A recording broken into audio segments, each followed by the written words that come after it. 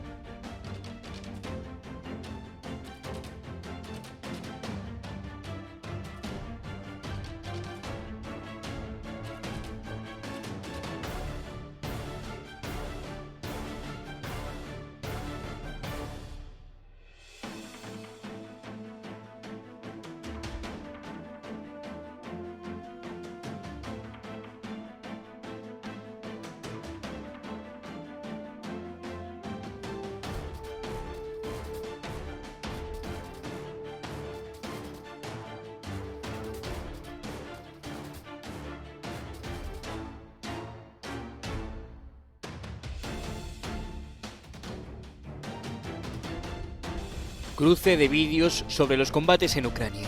Kiev ha difundido estas grabaciones de 2 patrulleras rusas destruidas por aviones no tripulados cuando navegaban por el Mar Negro. Mientras que Moscú ha mandado imágenes de cómo su sistema de misiles balísticos Iskander de alta precisión realiza tareas de combate. Las tropas rusas, que continúan con sus asaltos en el este de Ucrania, han señalado que sus ataques se han dirigido contra importantes instalaciones militares ucranianas. Rusia señala que ha derribado un caza MiG-29, una decena de drones, 3 depósitos de cohetes, armas de artillería, municiones y varias zonas de concentración de tropas ucranianas.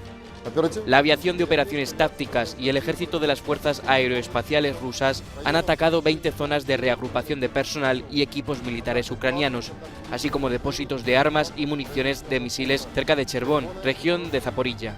Los ataques han provocado la eliminación de más de 160 nacionalistas y hasta 26 vehículos blindados ucranianos.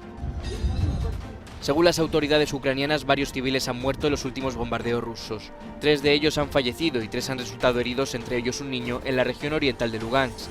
Otros 4 civiles han resultado heridos en Donetsk, además de otros 2 muertos y 4 heridos en Orikhiv. Pues como le dijimos, desde la OTAN y también Naciones Unidas están llegando advertencias de que la guerra de Rusia en Ucrania, la invasión, puede prolongarse más, mientras que el presidente Vladimir Putin adelantaba el miércoles una respuesta rápida como un rayo si otras naciones intervienen en el conflicto en Ucrania. Me acompaña esta tarde Beata Wojna, internacionalista del TEC de Monterrey, a quien no veíamos y pues ya son más de 2 meses de esta invasión. Preguntarte primero cómo estás, sobre la reacción que tienes a estas declaraciones directamente del secretario general de Naciones Unidas y de la OTAN también. Buenas tardes, Gabriel, un gusto saludarte. Pues la verdad es que estamos efectivamente frente a declaraciones que proceden del occidente, la Alianza Atlántica, pero también de las Naciones Unidas, del secretario Guterres, que ha estado en Moscú hace pocos días y hoy está en Kiev. Y la verdad es que ambas declaraciones nos llevan a pues una conclusión bastante poco optimista. O sea, en primer lugar, la guerra que puede prolongarse mucho más de lo que hemos pensado, o sea, pueden ser meses, incluso años, como lo mencionó el secretario general de la Alianza Atlántica, y por otra parte Jens Stoltenberg, y por otra parte tenemos a Antonio Guterres, que ha intentado pues jugar un papel de mediador, de sentar a las partes a la mesa de negociación, y por lo que vemos los resultados de su visita, sobre todo en Moscú, pues tampoco son tan alentadores. De hecho, durante su visita hoy en día en Kiev, pues han caído misiles en la ciudad, lo cual indica, yo diría, un mensaje perverso de Putin, de que pues no te creas, o sea, no, aquí no vamos a lograr nada con las negociaciones y no vamos a aceptar, digamos, los términos que está proponiendo las Naciones Unidas para solucionar esa guerra. Entonces, ambos mensajes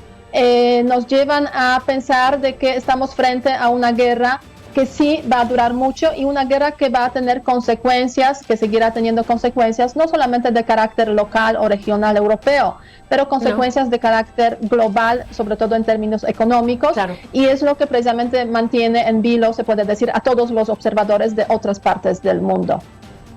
Ok, preguntarte, ¿qué es lo que estás viendo en cuanto a la estrategia de Vladimir Putin en este momento? Cuando decíamos hace semanas que se estaba reagrupando, cuando veíamos que empieza más intensos, digamos, los ataques en varios puntos, pero en particular en toda esa zona, el este del país. ¿Qué dices?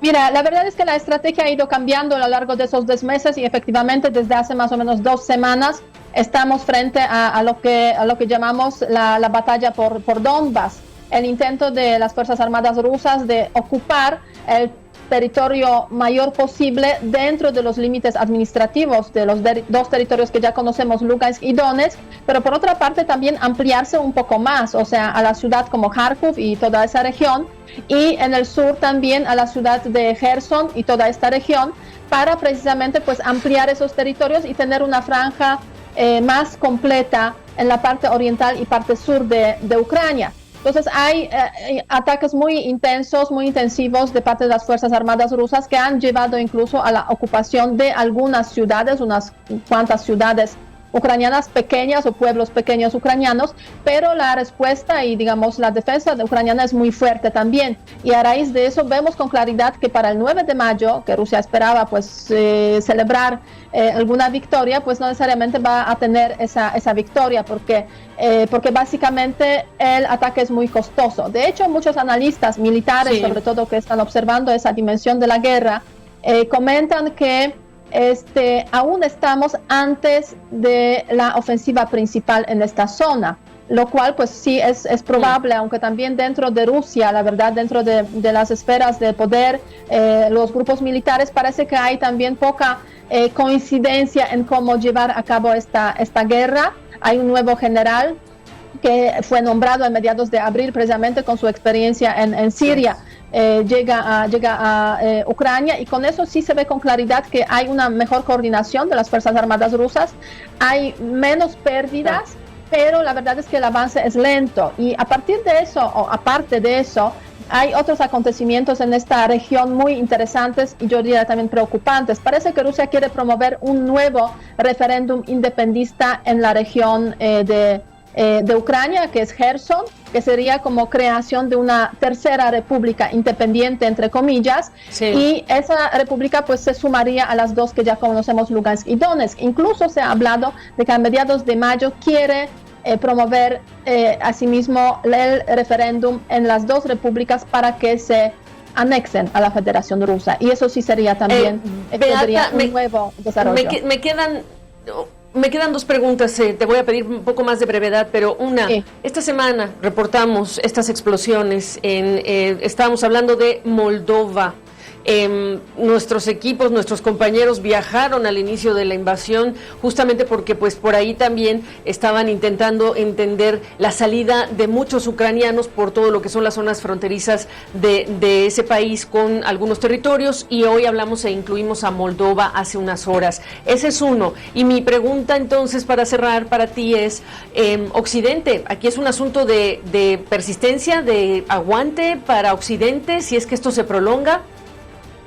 Mira, el Occidente está determinado a apoyar a Ucrania porque sabe, si no lo hace y si Ucrania pierde esa guerra, Putin pues probablemente en unos cuantos años va a continuar con esa política de cuestionar, de reescribir las fronteras en Europa Central y Oriental. Entonces aquí hay una gran determinación.